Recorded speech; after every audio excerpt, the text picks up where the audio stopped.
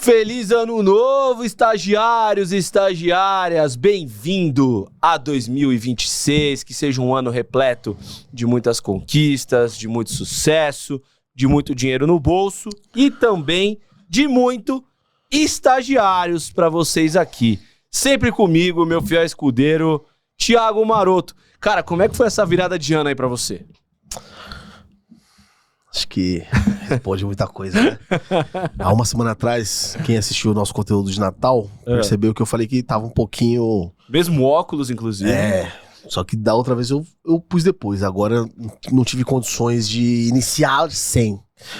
E eu mesmo... Pra perceber que você veio o dia da virada mesmo, tá tudo amassado, amassada. Eu mesmo falei e eu mesmo não me ouvi, né? Queria agradecer, inclusive, meus amigos e familiares por ontem, que acharam que era formatura, aniversário, qualquer coisa, menos um simples virada de ano, na tranquilidade, né? Então, agradecer vocês que me complicaram e hoje estou aqui, né? Cumprindo o meu papel como um bom profissional, mas realmente eu tô com muita sede de água porque ontem foi difícil. Tá tomando aquela aguinha, então? Cara, já tomei uma suplementação da Quanto pra dar uma... Dá uma aquela reequilibrada. Vambora. Porra, meu irmão! Mas foi chuva grossa ontem. Então como é que foi o seu final de ano? Como foi a sua virada?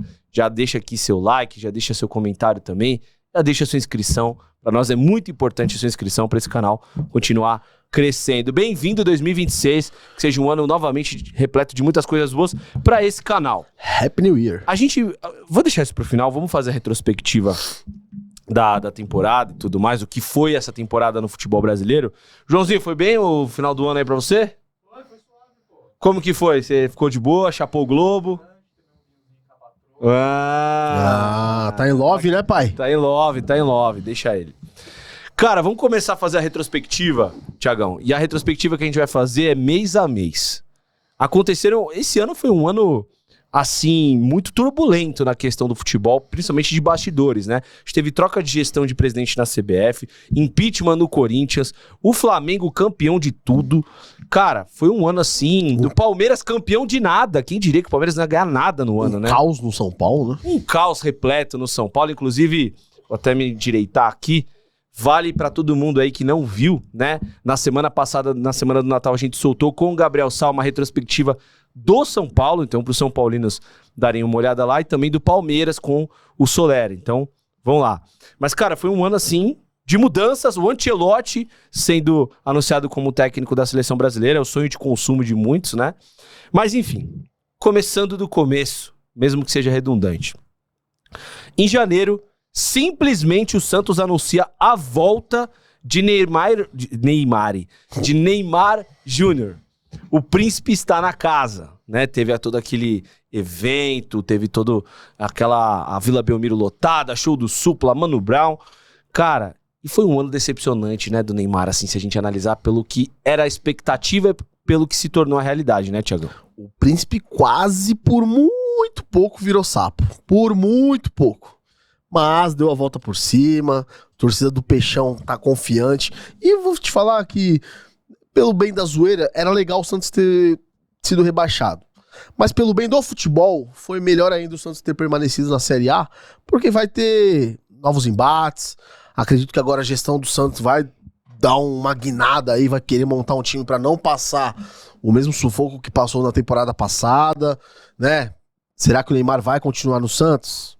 Essa é a dúvida do ano, essa é a pergunta do milhão. E aí vamos ver, né, Leozinho, o que acontece aí na Baixada Santista, na Vila Belmiro. Exatamente, cara. Não, e assim, eu até joguei pro João e depois pra ele colocar a foto, né, da 100% Jesus, ele tava na apresentação. O Neymar conviveu com muitas lesões, eu acho que foram 4 lesões ao longo da temporada. Teve a polêmica no começo do ano, inclusive, que ele estava lesionado e foi pro Carnaval, mesmo lesionado. Depois ele até tirou foto que ele tem um preparador físico na casa dele. Cara, ele indo de Mangaratiba pra Santos, ele não tinha comprado a casa em Santos ainda. É muito louco isso, né? Ele indo de helicóptero, pousando helicóptero. Assim, é muito legal ver o Neymar no futebol brasileiro. É muito legal ver o Neymar disputando o Campeonato Paulista de novo. Cara, isso tudo agrega valor ao nosso futebol, porque o Neymar é uma figura mundialmente conhecida, o ídolo dessa geração, acho que depois da geração de 2002 vou até fazer esse exercício, o Neymar seja a principal referência, mas foi uma temporada para se esquecer o Santos brigando contra o rebaixamento, né? E eu acho que a principal polêmica do Neymar é aquela do torcedor, né? Que o torcedor nem xinga ele direito, só fala pra ele jogar bola. E ele chama o torcedor pra porrada. Chama o torcedor de tudo quanto é nome. E no final, no último jogo na Vila Belmiro, que realmente efetiva o Santos na Série A e também na Sul-Americana, no jogo contra o Cruzeiro, ele dá uma declaração pra GE.TV dizendo que foi o primeiro ano que ele precisou de ajuda psicológica. Né, Thiagão? Então assim, primeiro falando dessa polêmica com o torcedor. O maior patrimônio de qualquer instituição é o torcedor, né? Eu acho que ali passou de todos os limites. Cara, ali mostrava já um claro desequilíbrio, tanto do Santos quanto do Neymar. E você vê que ao longo desse ano ele foi passando por fases, né? Então ele começou no ápice, na volta do príncipe e tudo mais. Daqui a pouco vieram as lesões, depois vieram os maus resultados, vieram essa parte do desequilíbrio emocional total do Neymar, né? Um jogador do calibre dele, capitão, líder, técnico, tem que ser o cara mais equilibrado e não foi na oportunidade. Mas, e aí você vê que aí ele fala do tal do esgotamento mental, né? Isso aí acomete tantas e tantas personalidades do mundo do esporte ou do mundo no âmbito geral. E aí você vê que a temporada do Santos reflete muito o que foi o Neymar também, né? Ou o contrário é verdadeiro, o Neymar reflete o que foi o Santos, que é falta de governamentabilidade do próprio, né? Então, foi um ano bem complicado pro Neymar e pro Santos ali, e as polêmicas do Carnaval, chovendo uma olhada também, né? Porque é o menino Ney, né? Ele tem essa licença poética, vamos ser sinceros, vai. Menino Ney tem essa licença poética. Pra quem não é santista, ele tem. Inclusive, os santistas aqui, saiu nessa semana o nosso episódio com o Rodolfo, que faz aí um apanhado geral do que foi a temporada do Santos e do Neymar, obviamente. E foi o Rodolfo que conseguiu vazar o contrato do Santos, né, com o Neymar, de 21 milhões. Era um contrato que colocava uma obrigação do Santos pagar 21 milhões para ele por mês, né? Porque o contrato era 80% de merchandising do Neymar e 20% do Santos. Mas tinha um mínimo garantido de 21 milhões que o Santos tinha que atingir por mês. Como é que explica? Então, era um contrato de 21 milhões. Ele fala que não, mas era um contrato de 21 milhões. O que me pega nessa volta toda do Neymar é o Neymar pai dizer que voltou por amor. Primeiro que não existe mais amor no futebol. O futebol é um business. Isso existia quando o futebol não era um business. E eu não acho que tá errado, Thiago. Eu acho que quem se ilude é o torcedor. O torcedor tem que torcer pro clube, não pra jogador. Jogador vem e vai, seja ele qual for, de qual tamanho for. Mas, dito isso, o futebol é um business. As pessoas estão pra ganhar dinheiro. Agora, não precisava falar, né? Depois daquele jogo contra o Red Bull Salzburg lá em Bragança, falar que ele veio por amor, que se jogar tudo bem. E o Neymar colecionou muitas polêmicas. Eu acho que o ponto negativo do Neymar foi a cabeça.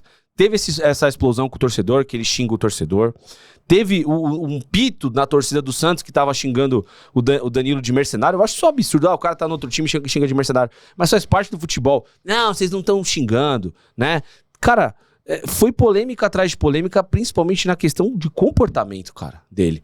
E um ano também muito abaixo tecnicamente, né? O Neymar teve um declínio técnico absurdo, cara. Fez 8 gols no Brasileiro.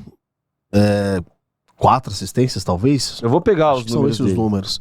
De fato, o Guilherme fez uma temporada melhor que a do Neymar. A gente precisa dar em números, sim. Não, falando de números. São apenas 28 jogos. Ele jogou 28 jogos na temporada inteira do Santos, né? Com 11 gols e 4 assistências contando o Paulista. Isso. E fazendo 4 gols nas rodadas finais contra clubes já rebaixados do futebol brasileiro. E aí, se você puder pegar e me ajudar aí com os números do Guilherme, falando de campo bola, o Guilherme teve uma atuação mais produtiva para o Santos do que o próprio Neymar, né? E, entre aspas, está saindo pelas portas dos fundos, não sei, vamos ver. O Guilherme? Vamos aguardar os próximos capítulos. Acho que pelo Santos não, talvez pela torcida. O Guilherme tem 48 jogos, 14 gols e 9 assistências. Mais gols e mais assistências. 14 gols, é isso? 14 gols e 9 assistências na temporada são inteira. 24... 20 quantas? Agora me falhou, agora eu não tô muito bom de conta agora. Participações de gols aí. 23 participações em gols. Porra, é um número até considerável. Desculpa, 26. Pelo número de jogos aí, é um número razoável, pra bom. Sim. Né? Um número bom, ele teve 48 jogos, pô. Então assim, é o Santos de 2025. Brigou? Tá certo, amigão? Deu uma bugada aqui, mas já voltamos. Mas até pra gente passar janeiro, pra que esse assunto ia render, não tem jeito, em relação ao Neymar, ele acaba bem. Ele acaba fazendo a obrigação dele, que é recuperar o Santos. Não fosse o Neymar, o Santos estaria na Série B, isso é um fato. Hat-trick contra o Juventude, gols importantes contra o Sport. Teve o jogo também final contra o Cruzeiro, que ele vai muito bem. Mas é um ano que há de se pensar a continuidade do Neymar no custo-benefício. É um custo-benefício que, desculpa, não vale a pena. Teve aquela declaração pro Ancelotti também, eu não tenho que provar nada pra ninguém, que aí colocou em xeque a continuidade do Neymar, né, até na seleção brasileira, se vai ser convocado pra Copa ou não, enfim. Mas é isso, legal demais a gente ver a volta do Neymar, não legal da forma como foi, mas a gente espera que, se ele fique para ano que vem, que vá muito bem. No ano que vem, que é hoje, no caso, que é hoje. Todo mundo tem isso, né? Tem algum familiar seu que já chegou pra você quando você era pequeno e falou, olha, hoje eu vou dormir, eu só vou acordar no ano que vem? Porra, meu tio sempre falava isso. Você ficava pensando, né, mano? Tipo, como que pode, velho? É obrigação de tio, você é tio? Sou tio. Então, a sua obrigação é fazer isso com uma criança. Tiozão do pavê. Tiozão do pavê pra comer. Bom, já falando de fevereiro, teve a primeira lesão do Neymar e a polêmica do Carnaval, como a gente falou e tudo mais, né? E teve uma polêmica envolvendo Memphis Depay e o roubo da 10 do Garro. Cara, você que foi jogador, cara, assim, eu sempre fui aqueles caras, na época até que eu tentava jogar, e que eu joguei de fato no futsal, meu pai sempre me ensinou uma coisa: número é só um número. Mais ou menos. Na base, número é só um número. Você não pode ficar se apegando. Agora, no profissional, muda um pouco. Porque envolve referência, envolve o tempo de casa que você tem. A gente sabe que os números, quanto mais tempo de casa você tem essa moral dentro do clube e tudo mais, enfim. Cara, e aí, pra quem não sabe, o Memphis foi contratado, né, no ano passado, perdão, e já tinha no contrato que ele usaria 10. Só que a 10 estava com o Rodrigo Garro. E aí o Corinthians fez todo um marketing falando que ia dar 8 pro Garro, que a 8 era do Dr. Sócrates e tudo mais, mas isso de fato não aconteceu. E aí, Thiagão? Falaram que o Garro ficou de boa, mas eu não sei não. Hein? Não teve nada dessa de boa não, e vou te falar outra coisa. Na várzea, não existe essa, tá? Se você pegar 10 do 10... o pau quebra, tá? E, cara, não existe isso daí. O Memphis pegou essa camisa 10 aí na carteirada, né? Obviamente o Garro ainda construindo sua história, não é um jogador internacional como o Memphis, mas, pô, não existe você fazer uma situação dessa dentro do seu elenco, né? Obviamente gerou, sim, rusgas dentro do vestiário. O Garro deu uma declaração na oportunidade, naquela tipo, não, tá tudo bem, mas não gostei, né? Então foi mais ou menos isso que aconteceu. E aí fica a critério da torcida entender. Claro, o Memphis fez alguns bons jogos no ano passado, aquele jogo contra o São Paulo, que felizmente para uns, infelizmente para outros, deixou o Sabino sem pai, sem mãe no lance.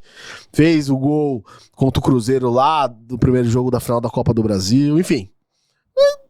Eu não sei, eu não consegui chegar a uma conclusão se a temporada passada foi boa ou ruim do Memphis. Mas eu acho que ele poderia ter produzido mais, tá, Léo? São 48 jogos com 11 gols e 10 assistências, 21 participações em gols. Números. Só que o que a torcida do Corinthians fica pé da vida com ele é porque ele meio que se poupa pra jogar na seleção holandesa, porque tem o voo dele que é muitas horas de voo até chegar lá, principalmente na Europa, né? E estavam falando que ele tava se poupando pra jogar, porque lá ele era um leão e aqui ele reclamou duas vezes com a comissão do Dorival que ele dormiu pouco, ele tava no fuso horário. Porque como assim ele jogou na terça e na quinta vai jogar pelo Corinthians? Guerreiro, aqui é o Brasil, já diria o Velozes e Furiosos, né? Então, Guerreiro, é Corinthians, irmão. É um custo-benefício também que não vale a pena, mano. Irmão, Corinthians é Corinthians, não tem 4 milhões, mano. Tem que jogar. Vale a pena 4 milhões no Memphis Depay? Cara, agora que já trouxe, né? Que já fizeram... vale a pena. Não, sim, vale a pena. Sai do muro, vale ou não vale? Cara, não vale a pena, isso é claro, né? Obviamente. Só que qual que é o problema que... Isso aí pra todas as torcidas do Brasil e do mundo. Não vale a pena. O cara mete um gol no clássico, a galera já abraça. Mas tá errado, né, cara? É a cultura, né, irmão? Fazer o quê? Só que é o seguinte... tá devendo até as calças, velho. Mas é o seguinte, irmão, aqui é Corinthians. Tem que jogar, tem que botar na arena. Não tem essa de, dormiu um pouco. Irmão, tem que jogar. Beleza, ele fez o gol contra o São Paulo, mudou o jogo, ok, bacana, legal. Foi bem nos dois jogos da final, do Paulista. Não, contra o Palmeiras, fez contra gol. O Palmeiras. Mas, cara... Vale a pena você pagar 4 milhões pra um cara decidir um campeonato paulista? Não.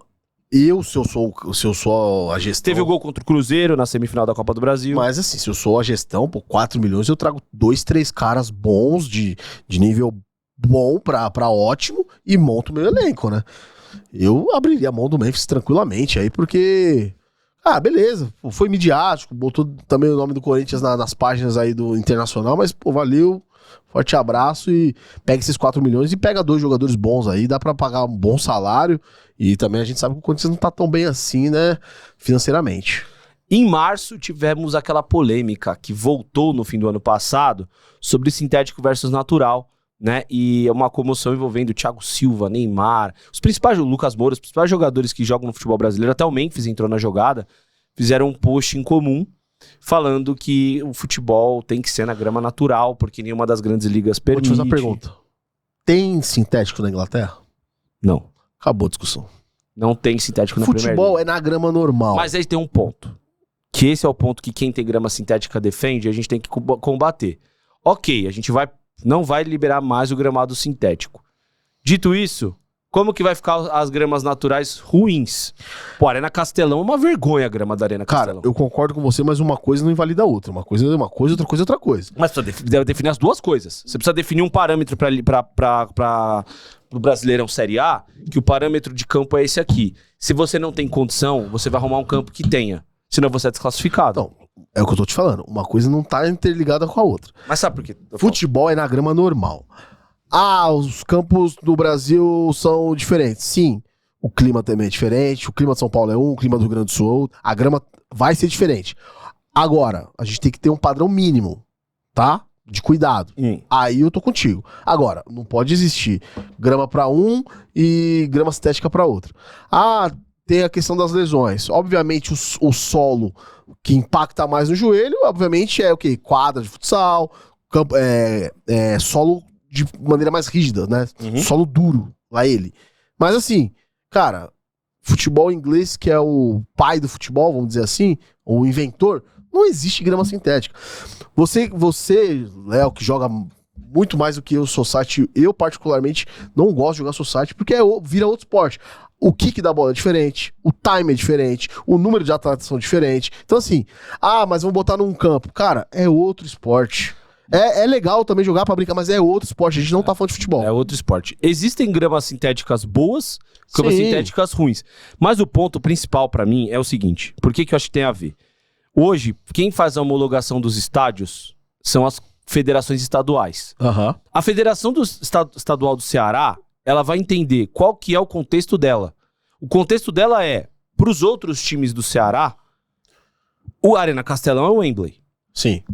Agora, a Arena Castelão para os outros times da Série A é uma vergonha. Sim. Quem tem que fazer essa homologação é a CBF. Ela até faz, mas ela não faz essa vistoria. Essa vistoria é feita até então pelas federações estaduais. A regra tem que mudar a partir daí. A gente tem que tratar o nosso produto como um produto de qualidade. Então, a homologação a partir de 2027 do Campeonato Brasileiro vai ser a CBF que vai fazer. Vocês têm 1 ano para arrumar o gramado. 1 ano. Quem tem grama sintética vai ter 2 anos para fazer a transição.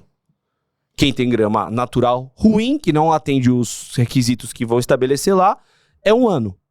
Não fez, meu amigão, não arrumou? Paciência, choro é livre, arruma um estádio, só vai poder jogar no estádio que tem a grama nesse padrão. Sabe como é feita lá na Premier League? A gente fala da Premier League? Toda vez vai um fiscal, ele pega uma trena e a grama tem que ter a milimetragem. Se ela não tiver, o cara tem que ir lá, tem que passar o cortador de grama. Então é isso. Muda, concordo com você. Não gosto da grama sintética para um time profissional. Não é bacana, não é legal e é uma vantagem competitiva e esportiva. Além de que tem a questão da lesão. Ah, Léo, mas não tem estudo que comprove lesão de sintético. Aí é que você se engana. Porque se a gente analisar o pé da letra, a grama sintética não causa lesão em ninguém. A grama sintética não dá uma tesoura num jogador, não dá um contato. Mas existe uma questão de absorção de impacto. Se você joga numa grama natural e você está propenso a uma lesão e você tem um impacto mais duro, você vai se ferrar. Se você tem um impacto que é melhor pra você, que não é tão frontal, não prejudicial, ela é melhor pra você. Então, a grama natural, isso é comprovado cientificamente, o impacto dela pode ser até 5 vezes menor do que o impacto de uma grama sintética. Ah, mas tem mola, mas tem cortiça. Ok, mas não é terra. Cara, é uma grama... Quem vê a grama top natural, é uma camada de areia, é uma gramada de argila, é uma gramada... Cara, é muito bem feito o negócio. Então tem isso também. Ah, mas o Palmeiras não tem tantas lesões, porque o Palmeiras treina todo dia na sintética? O Galo treina todo dia na sintética? O Atlético Paranaense treina todo dia na sintética? Por que não treina? Se é tão boa, por que eles não treinam? Exatamente. Acho que é aí que tá a questão, né? Pra mim, eu faria isso, uma homologação, 2 anos pra transição das gramas sintéticas pra quem tem e 1 ano pra quem tem natural ruim. Seguindo aqui a pauta, em abril teve a dita cuja camisa vermelha da seleção. Essa eu vou pedir pro João colocar enquanto a gente debate, que muito se falou sobre questões políticas, né, Thiago? Ah, porque a minha camisa nunca será vermelha. Tem a galera da direita que fala isso, a galera da esquerda comemorou. Pô, teremos... Mas vamos entender a história dessa camisa. Você sabe a história da camisa vermelha? Não sei, não. O Brasil jogou com a camisa vermelha já na década de 30 e fazia parte, inclusive, uns itens vermelhos da bandeira do Brasil. Ah, tá. Entendeu? Remetia o pau-brasil, que você gosta tanto. A gente tá falando do pau-brasil. Do futebol, né? A gente tá falando? Você gosta do pau-brasil ou não gosta? No caso... Os portugueses gostavam do pau-brasil. No caso, eu não sou português. Eu sou... Pareço português? Não sei, depende do ponto de vista. Do ângulo? É. Você quer olhar alguma coisa? Isso! Só pra entender. Só pra entender onde... Não, pra entender onde que a gente vai... Só pra entender onde a gente vai chegar com essa conversa. Você tá bêbado ainda? Semi. Semi. Mas, cara, então remetia tal, né? É legal a gente falar sobre isso. Mas isso é uma polêmica desnecessária, né, Thiago? Ah, pelo amor de Deus, gente. Vamos... Vai lavar uma louça, como diz minha mãe pra mim. Quando eu começo a falar muita groselha, vai lavar uma louça, guerreiro. Arrumar uma louça, vai arrumar uma enxada aí, né? Ó, as origens, vale lembrar, é de 1917 a 36. A primeira vez foi no Sul-Americano de 17 contra o Uruguai e o Chile, que a seleção usou a camisa vermelha, que também usavam brancos. Por sorteio, o Brasil precisava usar camisetas vermelhas improvisadas, perdendo para o Uruguai. Em 36, no Sul-Americano, Brasil e Peru tinham o branco como cor principal. Novamente, o sorteio forçou a seleção a usar a camiseta vermelha emprestada, tá? E aí, essa camiseta difundida pela Nike tem esse contexto também do pau-brasil e tudo mais, e por aí vai. Mas enfim, cara, Teve essa questão da camiseta vermelha, que acabou não saindo do papel. Eu achei que ia ser bem bacana, ia ser bem legal, mas acabou não acontecendo. E aí, em maio, acontece o caos na CBF. Edinaldo saiu, Edinaldo Rodrigues, então presidente da CBF, foi desapossado do seu cargo. Tem a chegada do Ancelotti e no fim do mês, de maio para junho, e acho que foi em junho, a gente já vai falar, o Schalke, ele assume a presidência da CBF. Mas, cara, a primeira coisa, vamos falar da chegada do Ancelotti, que era um sonho de consumo do Edinaldo. O Edinaldo recebeu 2 nãos do Ancelotti e aí, finalmente, ele chega e, curiosamente, o Edinaldo sai. Mas, cara, eu acho que foi o começo de uma mudança de mentalidade do futebol brasileiro. Cara, esperamos que sim. Ainda não temos visto tantas mudanças assim, tendo em vista a reta final dos amistosos e os qualifiers da Copa do Mundo que o Brasil participou. Então, assim, a expectativa é que agora, hoje é dia 1, a expectativa é que o Brasil realmente comece essa subida, né? Porque a curva ainda estava na descendente. Vamos torcer para que o Ancelotti, de fato, faça as mudanças, não tenha o famoso corporativismo, né, que a gente é bem conhecido, vamos chamar X, Y, Z, que vá os melhores para a seleção. E assim, ano de Copa, a seleção tem que ser os melhores sempre. E os melhores daqueles 30 dias ali. Assim, o aproveitamento do Ancelotti são 8 jogos e 4 vitórias em 2025, tá? Não é um aproveitamento tão bom para um técnico de seleção brasileira se a gente pensar em eliminatórias, né? São 4 jogos, 2 vitórias, 1 empate e 1 derrota. Enfim. Amistosos são 4 jogos também, 2 vitórias, 1 empate e 1 derrota. Perdendo pro Japão, coisa que nunca tinha acontecido. Então assim... Mas assim, ele chegou com o bonde andando, literalmente. 1 ano pra Copa, cara. Então por que veio? Chegou pra resolver. Para, Thiago. Chegou pra resolver, meu guerreiro. Não, para. Essa... Você vai resolver como, cara? É por isso que a gente não ganha nada há 20... Quantos anos? 24 anos? O que você tá falando que tem a ver uma coisa com outra? O Ancelotti acabou de chegar, ele não tá nesse contexto. Irmão, deixa eu te falar uma ele coisa. Ele não tá nesse contexto. Se ele chegou, ele tem que, chegar pra resolver. Pra ser campeão. Exato. Senão eu preciso dele. Exato. Então você precisa de quem pra ser hexa? Eu preciso de alguém que chegue pra resolver. E quem que chegaria pra resolver? Não interessa. Se você aceitou assumir essa pica, como diria o outro, irmão, dá teus pulos. Eu não quero saber quem... Eu quero é chorar. Vambora. Não. Se chegou, tem que resolver. Pelo amor de Deus. Tem que fazer a limpeza, você é um brincalhão. Você é um brincalhão. Você exigir do Ancelotti. Primeiro que o Brasil não é favorito. Dentre os favoritos é o menos favorito. Tá. Exigir do Ancelotti, que teve 1 ano de trabalho. 1 ano de trabalho. 8 jogos até então. Você exigir que ele seja campeão com trabalhos que já estão consolidados há bastante tempo? Pra mim é loucura. Então faz o seguinte, então, não precisa ir pra Copa. Se já tá nessa mentalidade de perder, já não precisa. Não é perder. Meu irmão, nós aqui é o Brasil. É por isso que a gente tá tanto tempo sem ganhar uma Copa. Pois é, irmão. Por mentalidades como a sua. Aqui é o Brasil. Parabéns. Nós temos que chegar aqui e botar o pão na mesa, irmão. 5 estrelas. Irmão, deixa eu te falar. Não. 5 estrelas. Essa é a camisa do maior atleta de futebol. O Brasil foi humilhado pela Argentina. Estrela. Essa é a casa do futebol. O Brasil, com o Fernando Diniz, e eu amo o Fernando Diniz, mas foi horrível o trabalho dele na seleção, até porque ele tava dividindo jornada dupla. Então, mas a culpa não foi toda dele, né? Então a gente precisa... Passou vergonha?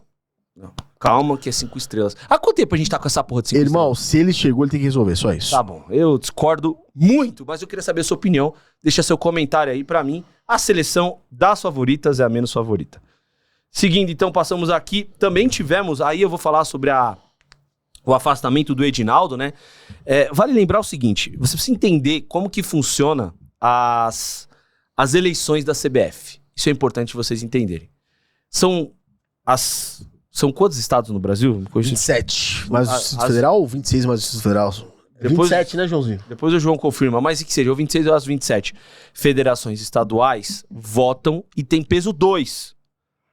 E os clubes das séries A e B têm peso 1. Desculpa, os clubes da série A têm peso...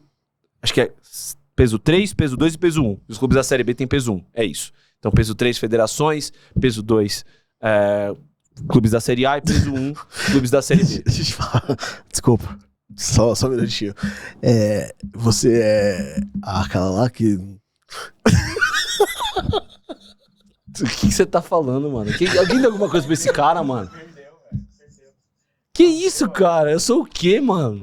Ô, João, se puder colocar um meme aqui, que ele acabou de produzir um meme, porra. Que meme do quê? O meme do... Você nem sabe do que você tá falando, Sei, mano. Não, interna. Da nossa presidente Tá Dilma. Como que foi aquele meme que ela... Eu não sei, mas acho que eu... Como que... Esse não é da Dilma, é do João Paulo, jogador de São Paulo. Não. Como que foi aquele da Dilma lá que ela fala... Pô, deixa eu... O dobrar meta? Não, porra. Você acabou de produzir um meme maravilhoso, Tchau. mas pode seguir aí. Enfim, a federação é assim. E o peso da federação estadual, ela tem mais peso do que os outros clubes. Ou seja, quem manda no futebol brasileiro, até hoje, são as federações estaduais. Elas que mandam e desmandam. O que aconteceu? O Edinaldo acabou perdendo força. Ele foi acusado de ter falsificado uma assinatura no processo de reeleição dele, que também aconteceu entre o fim do ano passado e o começo desse ano, de um dos vice-presidentes, que não estava apto, né? Esse caso chegou pro Supremo, o Supremo deu um tempo hábil para ele apresentar a defesa, né? E a pessoa, que era o Coronel Nunes, não estava em plenas condições de nem participar desse processo judicial. Então, Gilmar Mendes, guardem esse nome, Gilmar Mendes, foi o interventor e afastou o Edinaldo. Falou, cara, tá falsificado, o cara não conseguiu vir aqui pra falar se foi ele que assinou ou não, então você vai ter que, né, ser afastado. No meio disso tudo, anunciaram novas eleições, e aí o nome de Samir Chaldi chega, um cara que era da Federação de Roraima, e nunca tinha tido um cargo, tá? Vale lembrar isso. O pai dele mandava lá, né? Tudo bem, mas é de Roraima. Qual que é, vamos ser sinceros, nada contra o Chaldi, acho que ele tá fazendo um bom trabalho, mas assim, qual que é o escopo profissional do Chaldi e o peso da Federação de Roraima no futebol brasileiro? O problema também é que talvez a gente acabou não falando. O Ronaldo tentou os votos, se aproximar e foi bypassado, né? Só duas federações, a de Cuiabá e a Federação Paulista, que receberam. Federações nem responderam o Ronaldo. Não atenderam o Ronaldo. Quando, no processo de reeleição do Edinaldo, foi ali que o Ronaldo tentou participar. Sim. E não foi ouvido. E aí tiveram que afastaram o Edinaldo, e aí surgiu o nome de Samir Chaldi, e aí onde tudo aconteceu, né? Então, teve a saída do Edinaldo, o novo presidente para a CBF no meio de um mandato, e tá fazendo bastante mudança, a gente também já vai falar. Junho e julho, tivemos novo Mundial, Super Mundial. O que você achou do novo Mundial? Chelsea campeão, né? Cara, vou te falar. Aquele climinha de Copa é gostoso, né, velho? Porra, muito bom, velho. Apesar de ser de clubes. Porra, mas um climinha muito maneiro. O jogo à tarde. Aquele famoso miguezinho no trampo, né? Porra, bom pra caralho. Achei que, obviamente, vai ficar quase impossível pra um brasileiro ganhar. Ou não também, né? Porque o Fluminense fez uma campanha brilhante. Ó, vamos combinar um negócio. Não tem torcedor mais chorando no futebol mundial do que o europeu. Quando o negócio é no final do nosso ano, no meio do ano deles, é ruim porque vai deslocar a viagem e aí tá no meio da temporada e não sei o quê. Aí eles perdiam por conta disso, por conta da viagem. Quando é no final da temporada deles, no nosso meio de ano, no caso, os sul-americanos levam vantagem porque jogaram menos jogos. Chatos. Cara, pelo amor de Deus. E a gente viu um Flamengo batendo com a mão aberta no Chelsea, né? A gente viu um Palmeiras no Chelsea também ali, um jogo bem pegado. Quase bateu no Porto também. Exato. O Botafogo vencendo o PSG, cara. A gente viu isso. A gente presenciou. Então é muito legal. O Fluminense chegando na semifinal. Muito bacana, né, cara? Não, foi um belo campeonato. Eu acho que vai ser mais ou menos igual a Copa, né? De 4 em 4 anos, esse Super Mundial aí. Sempre num ano antes da Copa.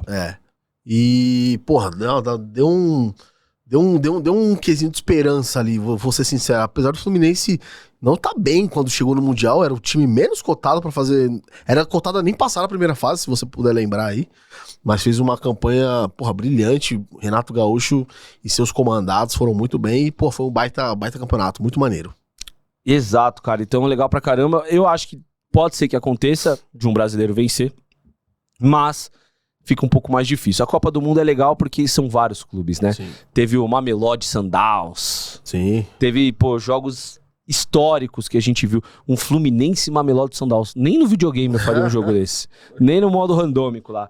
Mas é isso, Chelsea, primeiro campeão da Copa do Mundo de Clubes. Quem diria o Chelsea, hein? Campeão da primeira Copa do Mundo de Clubes. E o Flamengo já está classificado junto com o PSG para a próxima Copa do Mundo de Clubes. Chegando em agosto, tivemos o impeachment de do presidente de um dos maiores clubes do futebol brasileiro, do Corinthians, o Augusto Melo. Para relembrar a torcida corintiana e quem está assistindo a gente aqui, o Augusto Melo foi envolvido no primeiro mês de mandato dele no caso Vai de Bet, que era uma empresa de bet, né, que veio patrocinar o Corinthians, e aí ele teria tido um intermediário nesse negócio, que é o tal do Alex Cassundé. O Alex Cassundé falou que nunca intermediou um negócio, e eles foram parar simplesmente numa pobre coitada, e vou falar, uma pobre coitada, uma mulher lá de Peruíbe, que mora numa região extrema, que tinha o seu nome vinculado a essa empresa que supostamente levou 10 milhões de reais, entre 7 e 10 milhões de reais dessa negociação, que até então era o maior patrocínio da história do Corinthians e um dos maiores do futebol brasileiro. No meio disso tudo tiveram diversos casos ali de corrupção, uma debandada de dirigentes do Corinthians que culminaram na saída do Augusto Melo, um ano muito turbulento pro Corinthians, né? É mais um ano que o Corinthians passa mais nas páginas policiais do que futebolísticas, né? Ano complicado, talvez o Paulistão deu uma amenizada, né? Pra esse ano chegar até esse meio do ano aí, mas é Corinthians, né? Tudo que envolve o Corinthians é tudo muito, muito grande, né, cara? Então o Corinthians realmente aí a gente vai sempre tirar um sarro, vai brincar, mas realmente o Corinthians é gigante. E uma instituição como o Corinthians não pode estar sujeita a passar por situações como essa, né? Cara, e aí, no meio disso tudo, teve, acho que o caso mais emblemático e o pior caso da história da instituição, que foi quando o Augusto não estava impeachmentado, ele estava afastado ainda, e ele vai tentar dar uma carteirada, porque o Osmar Stabile estava como interventor na época, e ele sobe no quarto andar do Parque São Jorge, e a então secretária do Corinthians, ela deu uma canetada numa das atas lá, dizendo que não... Enfim, é um rolo muito doido, mas em tese não existiria um presidente apto naquele momento. E o Augusto usou disso pra sentar na cadeira, e ele fez isso. E ele falou, não, eu sou presidente, eu quero que você saia. Começou uma briga, trancaram a sala, ex-torcedores de organizada estavam lá, tiveram que chamar a polícia. Cara, foi um verdadeiro caos. Eu acho que o Corinthians tá mostrando cada vez mais que precisa de uma reformulação grande, não só nos dirigentes, mas na forma, né, cara? Estão falando da Safiel, eu pude entrevistar o Carlos, que é um dos defensores da Safiel. É um projeto bem audacioso, pode dar certo, mas o Corinthians pra mim é a única solução, né, Thiagão? O que você acha? Cara, diz a lenda aí que a Safiel pode ser um divisor de águas, né? Mas pra implementar isso aí, muita coisa vai precisar mudar. Não sei se essa é realmente a salvação. Eu acho que um clube como o Corinthians nem precisaria de SAF, pra ser bem sincero, né? Pelo que arrecada no ano. Não. Bom, enfim, aguardemos as cenas dos próximos capítulos aí. Exato. Em setembro tivemos um novo calendário do Schaud. A gente falou sobre Samir Schaud, entrou sobre muita desconfiança e, cara, vem fazendo coisas que os caras demoraram séculos pra fazer. Coisa simples. A gente vai falar sobre esse calendário, eu não acho que foi bom, eu acho que o calendário mudou, ele não melhorou. Porém, cara, a gente tá vendo uma gestão mais profissional na CBF, uma gestão ouvindo mais os clubes, uma gestão que quer o melhor do futebol, impedimento semiautomático, fair play financeiro, que já tá entrando em vigor. Então a gente tá vendo muitas modelações novas. Então, por enquanto, eu acho que é positivo o saldo do trabalho do Schaud. Além de saber sua opinião sobre o trabalho do Schaud também, falar sobre esse calendário, né? Eu acho que é complicado ainda. Cara, diz aí que realmente pra 26 vai ficar mais apertado, mas que talvez lá em 28 os reflexos sejam positivos, né? Eu tenho minhas dúvidas, cara. Eu não sei se esse 2020... Eu acho que esse 2026 agora vai complicar muito o clube aí, porque o brasileiro começa daqui praticamente 25, 26 dias. 28, dia 28. Sabe, dia 1, daqui 27 dias. Então, assim, antes os clubes tinham ali até março, abril pra se preparar. Cara, começa dia 28. O clube perdeu 3, 4 aí, já começa a se embolar. Porque tá vindo de pré-temporada, uns vão esticar a pré-temporada. Então, assim, A chance de clube grande se enrolar, porque essas primeiras rodadas do brasileiro é o que faz lá na frente um clube que de repente tá brigando por Libertadores, tem uma gordura pra poder queimar. Eu acho que vale abrir o olho aí, porque pode ser que complique alguém. Cara, assim, o ponto é, tem a Copa do Mundo esse ano. Sim, também eu entendo tem isso. mais essa também. Por isso que o calendário ele tá dando uma aglutinada nos jogos. Eu acho que a ideia de você começar o Campeonato Brasileiro junto com o Paulista é legal, você diminui o Paulista de 16 datas para 12 datas, do Paulista não, os estaduais de um modo geral, e deixa o campeonato ainda mais competitivo. Eu até brinquei que a fórmula nova do Paulista, que é seguindo a Champions ali, esperada na Champions, ela é até mais perigosa dos grandes caírem do que antes. Porque o São Paulo, por exemplo, ele pega os 3 clássicos com os 3 grandes, o Mirassol e o São Bernardo, que é um time de Série B. Ele só vai ter mais 3 jogos com times, entre aspas, de menor expressão. Que acho que é Primavera, Portuguesa, tem mais um time que eu não me recordo agora. Cara, é muito complicado, né, Thiagão? Vai deixando o campeonato mais afunilado, mas é legal que a gente vê também um aumento aí das datas, o Brasileirão começando junto e tudo mais, mas é muito jogo, cara, é muito jogo. Tem a tal da Copa Sul-Sudeste que eles acabaram de inventar, o Inter vai estar jogando, enfim, vamos ver o que vai suceder nesse calendário. Eu não vejo como melhora, acho que melhora tem que diminuir as datas, não dá pra gente achar que é normal jogar 65, 70 partidas no ano. Eu acho que é uma loucura. Mas é isso. É o que tem pra hoje. Em outubro, não aconteceram tantas coisas importantes assim, mas aconteceu uma que mudou muito o cenário do Campeonato Brasileiro específico, que foi o caso Ramon Abate-Abel. Não só o caso Ramon Abate-Abel, também teve o caso do jogo contra o Grêmio no sábado contra o Bragantino, que a bola bate aqui quase que no ombro do lateral do Grêmio, o Marlon. E o Ramon Abate-Abel, pra mim, e aí eu vou até sair aqui a skin jornalista, e não é clubismo, tá? Mas eu acho que é um dos maiores erros da história do futebol mundial. Pela sequência. Porque, primeiro, inventar, assim, e o áudio, quando a gente ouve o áudio do lance, ele fica cada vez mais escancarado, né? Foi um pênalti absurdo do Alan em cima do Tapia. E ele fala, ele não fala nem que a bola não estava em jogo, porque se a bola tá fora, é uma regra. A Renata Royal veio aqui, inclusive, aconselho todo mundo a assistir o programa. A bola tá fora do campo de jogo, não é pênalti, porque a bola tá fora, mas ele pode dar vermelho ou amarelo. Pode, mas tá fora. A bola estava no campo de jogo, mas ele falou assim, a bola não está em disputa. Ou seja, ele não interpreta a regra da forma correta e inventa uma regra. No lance seguinte, tem uma solada por cima. Se você analisar todos os lances dessa solada no Campeonato Brasileiro, foram para vermelho. Sim. O lance do Rigoni, 2 jogos antes contra o Ceará no Castelão, vermelho? Não dá o vermelho. E aí o São Paulo, depois desses 2 lances, toma 3 gols em 20 minutos, também que é um absurdo. Entendo quem vai falar que tá querendo encobrir, mas a questão não é essa. Você foi jogador, cara. Você tá num jogo, acontece esses erros bizarros. Você tá ganhando de 3-1 o jogo. Desculpa, você tá ganhando de 2-0 o jogo. Com a possibilidade de um pênalti. Depois acontece isso. E o Marcos Antônio, que era o melhor jogador do time, sai. Isso não atrapalha? Não, isso com certeza, se fosse fora da área, teria dado falta. Se a jogada tá lá na ponta esquerda e você me agride aqui, sem bola, é falta. Eu vou dizer o que eu falei no episódio com a Renata Royal, inclusive. O sem querer também é falta. Não teve intenção, tudo bem, amiguinho, mas foi falta. Então assim, cara, eu já até cansei de falar sobre esse assunto aí, porque eu já começo a transcender a linha pra não passar da linha do respeito, porque realmente foi um absurdo esse lance aí. Um dos erros mais grotescos que eu tenho visto nos últimos, sei lá, 10 anos. Então assim, não adianta, mas a bola em disputa. Cara, foi pênalti. Doa quem doer. Poderia ser pro São Paulo, pro Palmeiras, o lance ia ser igual. Pênalti, foi falta, acabou. Não tem muito que tá brigando com a imagem, como diz o nosso amigo. Então, assim... E você vê toda a marra, né, do Ramon Abate-Abel, que no áudio ele ainda tá falando com o Luciano, e tá falando com o jogador do Palmeiras, ele fala do Luciano, você vê, como que é difícil trabalhar no futebol brasileiro? Falando de um outro atleta pra um atleta do time rival. Mostra todo também o descompromisso, né? Despreparo total. Em novembro, finalizando o ano já, outro caso que mancha a história do futebol brasileiro, que é o caso do Bruno Henrique, absolvido. Uma multa de R$100 mil. Cara, vale lembrar que o Bruno Henrique ele deu uma informação privilegiada um membro da família dele que fez apostas ilegais pra ele tomar um cartão amarelo. Por que o Bruno Henrique foi absolvido?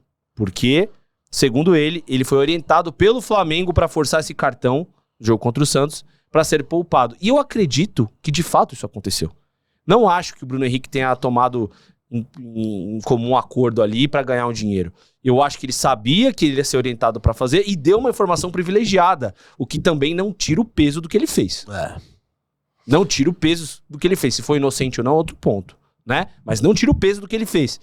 E abre um precedente gigantesco, porque o STF, e aí eu falei o nome do Gilmar pra ninguém esquecer, teve um entendimento no caso do Igor Cariús, que abriu uma jurisprudência, de que tomar cartão amarelo não interfere o resultado da partida.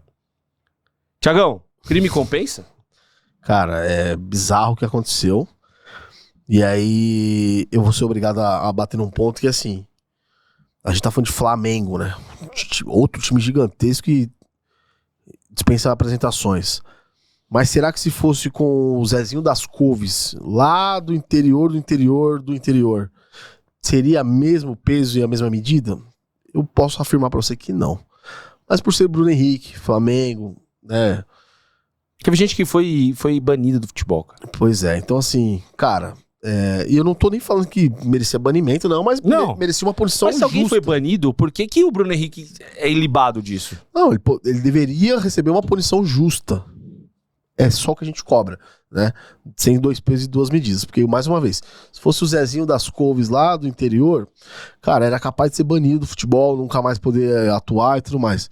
Mas, infelizmente, a grande mídia também privilegia, né? Grandes casos. Mas foi bem estranho para ficar na média. Aleph Manga, Paulo Miranda, Igor Cariús, todos esses com mais de 365 dias de punição. Os caras ficaram 1 ano e meio sem jogar futebol, sem poder sustentar a família, pagando por um erro que cometeram. E eu acho que a suspensão deu tempo suficiente de eles pensarem, né, no que eles fizeram e tá tudo certo. Todo mundo tem direito à segunda chance.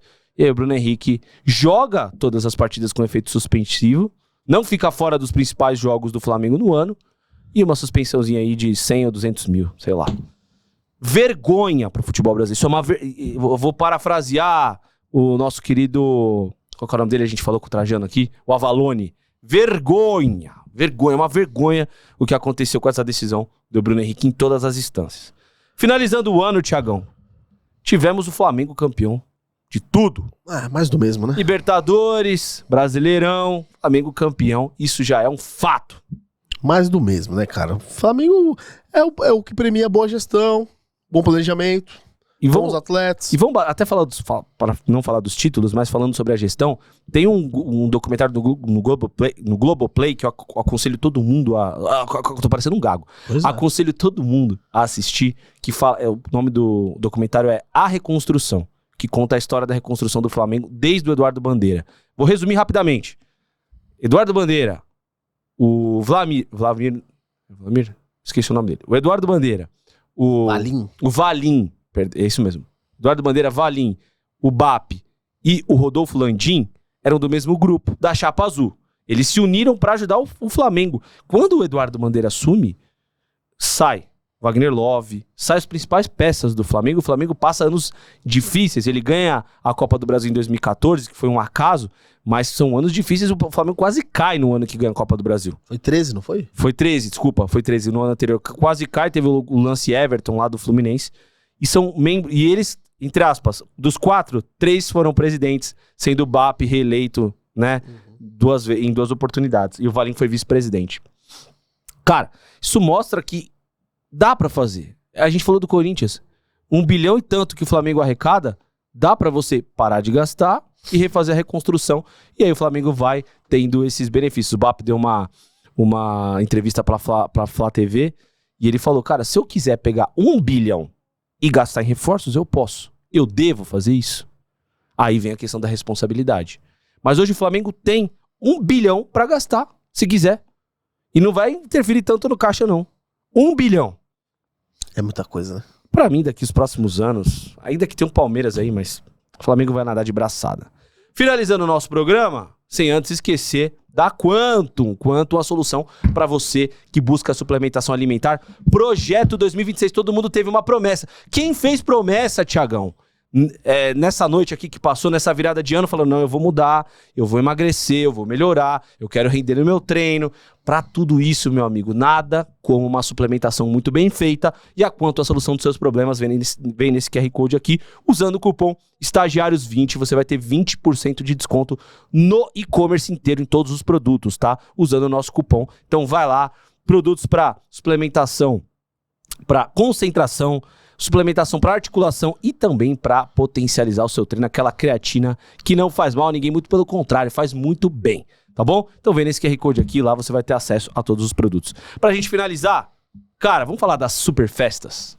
Vamos. De Ano Novo.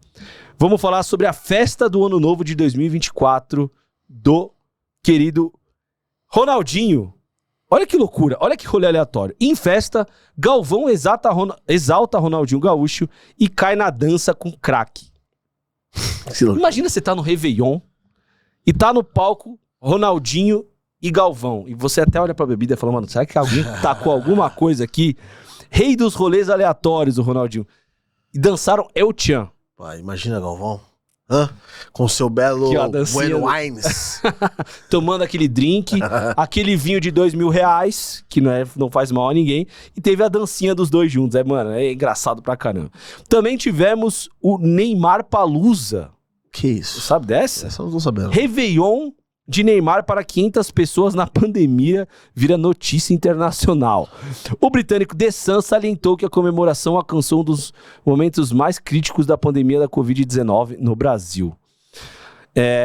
500 convidados, a comemoração do Réveillon começou na última sexta-feira, na época, né? 25/12, em Mangaratiba. E virou notícia mundial. O britânico The Sun salientou que a comemoração aconteceu em um dos momentos mais críticos da Covid no Brasil.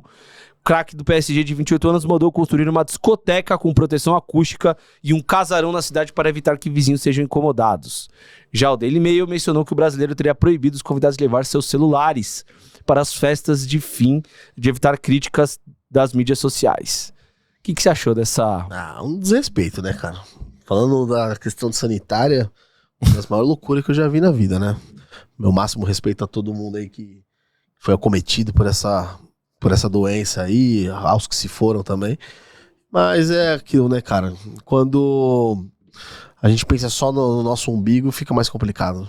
Exatamente. É isso. Então, grandes festas. E a sua festa de fim de ano? A minha festa de fim de ano? Qual foi a principal? Que você falou, mano, essa aí eu bagacei. Cara, acho que foi no iate, mas eu não posso revelar muito. Não. Que iate? Ele começa com essas histórias. Eu não posso revelar muito. Qual a chance disso ser verdade, minha audiência? Me fala, qual que é a chance? Vou te mostrar uma foto aqui e você fala pra audiência se é possível ou não. Olha a IA comendo solta aí. É que nesse... Você acredita, João? Nessa festa aqui... Ele fica... Nessa festa aqui, a gente não pode revelar muitos detalhes, mas, cara, putz, você vai gostar disso aqui. Eu vou gostar? Vai enrolando enquanto eu acho o vídeo. Europeu? Aqui achei o vídeo. Só dá uma olhadinha só. Aqui não vai dar pra mostrar pra nossa audiência, porque... Mas olha isso aqui. Olha daí. Olha o que vai acontecer. Vida de cinema. Agora olha o que vai acontecer no final. O que acontece com o champanhe? Não, mano. Por que você fez isso, O que acontece com o champanhe? Não. Deixa eu... Não. Daqui. Esse vídeo é impossível ser publicado. Por que, cara? É impossível. Esse vídeo aqui não pode ser publicado. O cara pegou o champanhe no iate e jogou champanhe nele mesmo. Eu falei que a festa foi boa. Quando que foi isso aí? Foi 2000 e... Aqui, ó. Olha isso aqui. Meu Deus do céu. Pelo amor de Deus, não pode. Isso aqui não pode. Mas você viu que existiu o iate e existiu a loucura, né? Existiu. Mas foi cara, acho que bem boa. Festa de fim de ano, assim, eu sempre fui, assim, muito de passar com os parceiros, tal, com a família, com a minha esposa. Mas eu vou tentar lembrar de uma. Eu sempre trabalhei em final de ano. Meu pai trabalha com evento há muito tempo lá no Hotel Hilton, então desde os 14, 15 anos eu passo o Réveillon trabalhando. Mas teve um Réveillon que eu fui, cara, que eu fui acampar em Arraial do Cabo, mano. Coisa linda. Deu tudo errado, irmão. Por quê? Porque eu já tinha ido num camping lá, que não vem ao caso. O camping é ok. Não muito bom, não muito ruim. Cara, só que esse dono desse camping, Ele alugou, assim, sei lá, cabia, sei lá, hein, João? Umas 100 pessoas. A gente chegou lá dia 27. Beleza, chegamos, tranquilo, tal. Aí ele falou, não, mas tem mais um terreno aqui na frente que vai chegar uma galera. A gente falou, beleza. Maluquice. Cara, começou a chegar busão que não parava de vir, parecia do MST, a galera descendo dos busão com as coisas, com as barracas. Eu falei, não, beleza, encheu o outro terreno. No dia seguinte, mais uns 8 busão chegando de excursão. Que isso. Irmão, quando eu vi, juro por Deus, não tinha como sair da barraca. E aí eu e minha esposa, na época namorada, a gente foi com um casal que também não era uma boa companhia. Por quê? Irmão, porque eles brigavam o tempo inteiro, incessantemente, aquela bad vibes que, assim, ninguém aguenta. Cara, a gente passou o ano, a gente passou num quiosque bem bacana, bem legal. Ah, ainda deu ruim no quiosque, a gente pediu uma comida no quiosque, a gente reservou o prato, e aí o prato foi chegar 2 da manhã, Que louco. todo mundo com fome. Mano, resumindo, uma mulher que tinha um chalés na rua de trás desse camping, lá em Arraial do Cabo, ó, salvou a gente, que a gente falou pra ela, falou, meu, a gente não tem dinheiro, a gente gastou todo o dinheiro da viagem, a gente só quer o seu quintal. Ela ficou com tanta dó da gente, e a gente deu sorte que tinha uma piscina com um chuveirinho. Ela falou, vocês ficam no quintal aí, vocês tomam banho aí, tem um banheirinho. E a gente ficou no quintal dessa moça. Foi um ano novo 17, 18 talvez. Difícil. É complicado. Difícil. Galera, acabou nosso especial de Ano Novo. Espero que vocês tenham gostado. Feliz Ano Novo, novamente, tudo de bom pra vocês, tudo de melhor, que dê tudo certo, tá? Todos os projetos se realizem, tá? Muito foco nesse ano, foco no que vocês querem, foco no objetivo, foco no progresso. E quem não presta na vida de vocês, larga fora, mete o pé, é o momento de vocês se posicionarem, tá bom? E é isso. Tamo junto, Thiagão. Bora, aguarde a agenda aí que a gente já vai começar forte a partir da semana que vem. Pra finalizar, 2026... Qual que é o grande convidado que você quer trazer? Eu vou falar o meu. O grande convidado que eu quero trazer? Que a gente pega esse corte depois e... Ronaldo Fenômeno. Porra, você foi no meu. Aí você brincou. Ah, não, você brincou, mano. Maior jogador que eu vi jogar. É isso. R9? R9, você vai estar aqui esse ano ainda, hein? Tô profetizando. Bora. Tamo junto, galera. Valeu.